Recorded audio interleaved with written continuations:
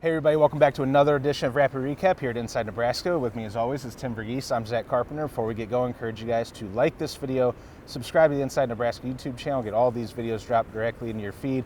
We're above 10K subscribers. Also encourage you guys to listen on Apple Podcasts and Spotify. Try to grow that the podcast network a little bit as we move forward here. 2 games left in Nebraska season. Wisconsin up next on Saturday. Tim, and personally, what was your favorite Dana Holgorsen quote from today? What was your favorite? There's 3 candidates for me personally. Yeah, him calling up perimeter blocking, which was like, again, why hasn't anyone done that sooner? It's just like, it can be so simple. It can be just yell at him, just make him feel like playing time is at stake. And I thought Dana did a good job getting that point across. Yeah, it's college football, right? I mean, players getting paid now. Be honest with them. Mm-hmm. Be point blank. That was my main takeaway from Dana Holgorsen's first appearance with Nebraska media. Called his first game as Nebraska's OC against USC. That was a confusing sentence. Called his first game as Nebraska's offensive coordinator against USC. Mm-hmm. And today was his first time in front of the media. And I think we got a taste of something West Virginia got a lot of, and Houston. You're from Houston. I'm sure you're very used to it. I call it IDGAF, honesty. You can if you like, search that not safe for work acronym for what IDGAF means, but it's that point blank honesty, matter of fact honesty. And then I was saying that to you guys in the chat, and then Dylan Raiola goes up there like, yeah, he's pretty point blank on the practice field, and there's not really a lot of gray area. So, I mean, is that what we're going to get? Is just point blank honesty the rest of the way, or is this just his first time in front of the media? No, you're familiar with him. Yeah, I mean, this is who Dana is, and I don't expect, Rule likes his staff a certain way, and guys to keep things pretty bottled up, but Dana's going to fly by, kind of the seat of his own pants and kind of do his own thing. He's his own bird. He's sort of a maverick. He just doesn't get to shoot. Yeah, and so he's a guy that I think you're going to see more of that, week by week, of just like, guys that deserve praise will get praise, guys that don't will get it, and he'll just be straight up, and that's just who he is, for better or worse, and for now it's for better. Yeah, I mean, I think the word mercenary usually has a negative connotation to it, but I mean, for lack of a better word, I see it as almost mercenary style, where he's coming from outside, sort of. Have you ever seen Michael Clayton, the movie Michael Clayton no, with George Clooney? He's Ray Donovan. These guys, the term fixer. That's like, they come from the outside. They're not familiar with the situation. You ever seen Pulp Fiction? Yes, the yes, wolf, yes, yes. The of course, is a fixer. So that's sort of, I'm thinking a great nickname here, where maybe Dana Holgorsen is the wolf, comes in from the outside, fix the problem, and then leaves. I don't think that is a future conversation about how long Dana Holgorsen might be in town for. But it's like regardless of how long he stays, whether it's here or it's for the foreseeable future, Nebraska's offense needed this kind of outside voice and this type of honesty. Like, there's like someone to come in and kind of take the room by storm and kind of, hey, I'm stepping in here. I've done this before. I know what I'm talking about. Like, they needed that. And again, even if Dana's not around, I think that voice and having that kind of helps set up what is next, whether it's him or whether it's someone else. What's next? The tagline for this program. But there were three different things that he said during that press conference. You already touched on it. He said, why are you? He was talking about the wide receiver perimeter blocking, as you said. He said the exact quote was, why are you so big? Like, he was talking about 6'4" guys, or the bigger receivers. Why are you blocking like crap on the perimeter when you're that big? Like, and he just goes, I mean, that's embarrassing. And he said, you're not going to get the ball if you're not blocking out there. So that was one. He talked about a couple snap infractions on Saturday against USC, and he's just like, that's 100% on the center. He'll admit that. So it's like, okay, all right. That was like the first, like, okay, refreshingly honest, openly honest. And then the third one that I wrote down, he's just talking about film review. He said, when he's going through it with the players, he said, this is what I see. If you don't like it, do something about it in practice. And that sort of leads into the next topic of, Tim, who do you think he was talking about? Dana Holgorsen today, he had a reference to a player who's a bigger, taller receiver who he thinks should get more playing time. He's like, I don't want to name the name, but He said that's something for you guys to be on the lookout for. Yeah, I mean the two ones you're talking about young players. It's Carter Nelson and Quinn Clark. I think those are the two names that come to mind. Quinn, a 6'6" receiver with some bounce and some intriguing route running ability for his size. Carter Nelson, obviously everyone knows the story, 8-man football, working his way through. Again, it's been a question around here, why haven't we seen more Carter Nelson? Perhaps this is the week that changes. That's what we thought, maybe not we, but I thought, I don't know if you did as well, that Carter might be one of the guys in line for some more snaps against USC, going up against that pass defense and maybe need match point for point. Not quite the shootout that could have been, but Carter, I don't think he didn't get a single snap on offense, saying he saw some special teams work. Mm-hmm. But now that you were mentioning this before we hopped on the video, this is the week, even though he didn't get any snaps on offense last week, maybe this is the week where you start implementing more things because Dana's around, he gets more film, he's starting to get more familiar with the guys. I mean, he said, he admitted it today, he doesn't even know all of the players. He was like calling out numbers instead of names when he's running through a list of guys who he's been impressed by on film. Yeah, and the way he talks, he's like, I'm pulling 16-hour days, and kind of the stuff he's doing work-wise, where it's like, okay, this guy's still catching up, and like, we saw some positive flashes in last week in coming out of that practice or coming out of that game, but I think week 2 is where you start to see more of, okay, this is Dana's offense. You start to see more of, hey, this is what it's going to look like when Dana's calling the shots. And I think week 2, specifically this week, I think you set up with a better matchup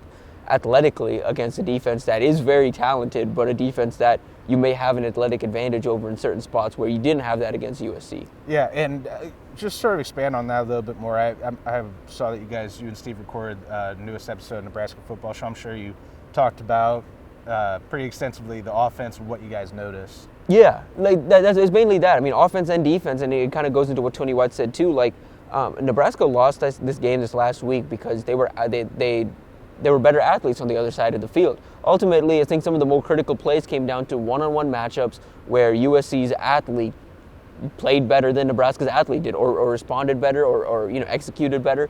Deuce Robinson, Tommy or was just Hill, or was just or was just a better player. Like, that's the thing, and it's just like you don't face that against Wisconsin. For the most part, you're pretty athletically similar. Nebraska has an opportunity though, with some of the athleticism they have at receiver, to create that own advantage on their side. What do you think? But asking you just out of the blue, what's the number one matchup you think this offense can take advantage of if you're saying guy on guy against Wisconsin's defense? Again, it's one of the big outside receivers against some of their DBs right now. I think again, getting the Jamal Banks out there, getting Nair, whether it's Carter Nelson, whether it's Malachi Coleman, Quinn Clark, like someone out there, like get guys in space, get guys out there, because you can stretch the field against this Wisconsin defense if you really try and push it downfield. I think you have that ability to do so.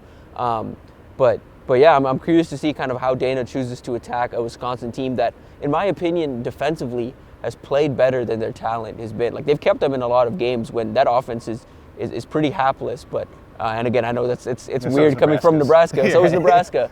But Wisconsin's offense has not been good, and so the reason they've been in games like last week is because of the quality of the defensive play.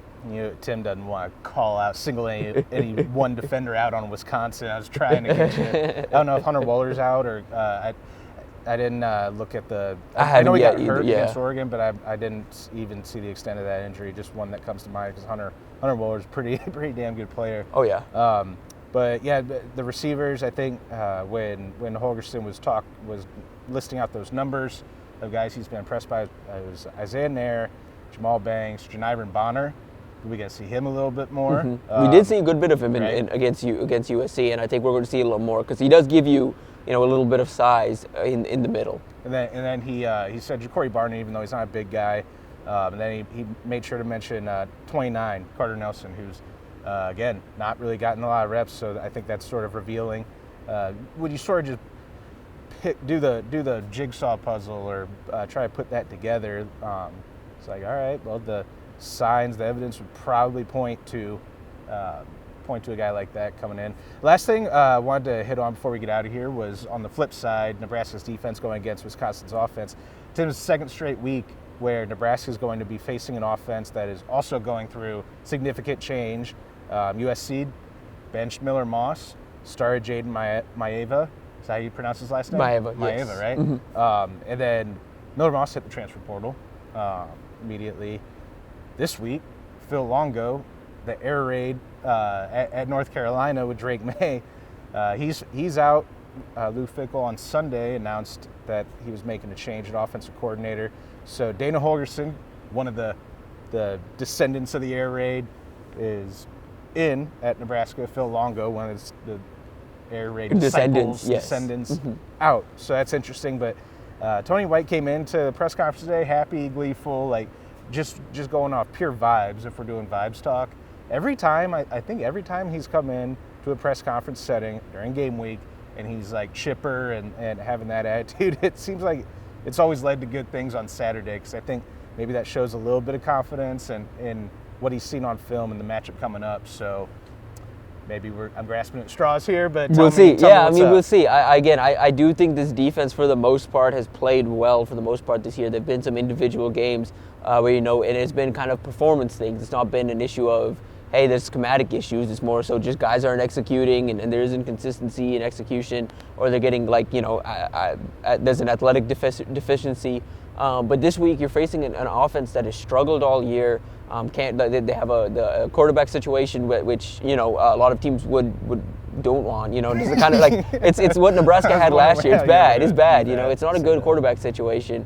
Lost Tyler Van Dyke early in the year. Now Braden Locke steps in there and he's a guy that is trying his best. Is the best way to put it. But and they have receivers. The crazy thing is, like, watching that offense and looking at some of the names on there. There's guys that can win one-on-one matchups and can actually beat you. But they just haven't this year. It hasn't clicked this year. So I wonder what we see from them this year. This week, it sounds like it's going to be a new offensive coordinator, their tight ends coach, who's never called plays before. So do we see like an old school Wisconsin ground and pound? They have a good running back in Tawi Walker. Are they just going to ground and pound it? But I think Nebraska's up for the challenge, just in the sense that, again, unlike USC, they're playing this team on the level, and you could even argue with Ty Robinson up front and Sierra Wright in the back end. They have some advantages and some mismatches that they can potentially use to their advantage. Yeah, I mean, like Cole Place said, you try your best and you don't succeed. That's immediately what I was thinking of when you said Braden Locke. He's trying his best, but not playing the best. So I kind of get the sense that that's exactly what you said, exactly what Wisconsin's going to sort of revert back to.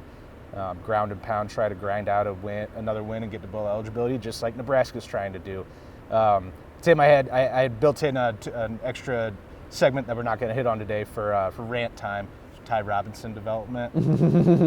Tony White talked about him a lot today, how much he's improved. So yeah, I mean, again, I think 30 seconds or less to go off. Yeah, again, the stats kind of speak for itself, and I get it. Like, I understand there's a lot of frustrations with how the seasons occurred. One, I will say, in general, you grade a Matt Rule tenure based off year 3. You give him year 3 years. And I get, year 2 hasn't gone the way people wanted, and there's some frustrations and whatever, but to jump off the ship now when you haven't even had an opportunity to see year 3, and you've seen over the course of his career what year 3 can do for him and what year 3 does, as what has happened at other programs in year 3, I'd give him the shot is what I'll say. But also with Ty, it's senior week. There's a lot happening, and I don't think it's fair to Ty to kind of take shots at him, which I've seen some of that on social media when he's playing, again, the best football of his career, top 5 in the country for all interior defensive linemen in pressures, and he's disruptive. I mean, Tony White says it himself. Like, again, I don't know what people want. Like, that's I guess I'll say that. Did you want him to not come back? Did you? I don't know. That's my rant. Tim Verghese on Twitter.com/X. I have a lot of thoughts on what you said and my own rants, but those are going to last way too long to get into right now, and they'll be disjointed. So we're going to get out of here. Don't get mad at me. I'm getting mad at people online, specific people online, not the fan base as a whole. I'm the vocal minority. The vocal minority. Twitter's correct. not a real place, as I tell you guys before. So, but if you want to follow him on Twitter, anyway, it's Tim Verghese. I believe it's at Tim Verghese. Okay. Yeah. So that's going to do it for us. Again, I feel like you've said your name 100 times. For Tim Verghese, I'm Zack Carpenter. We're going to catch you guys again next time.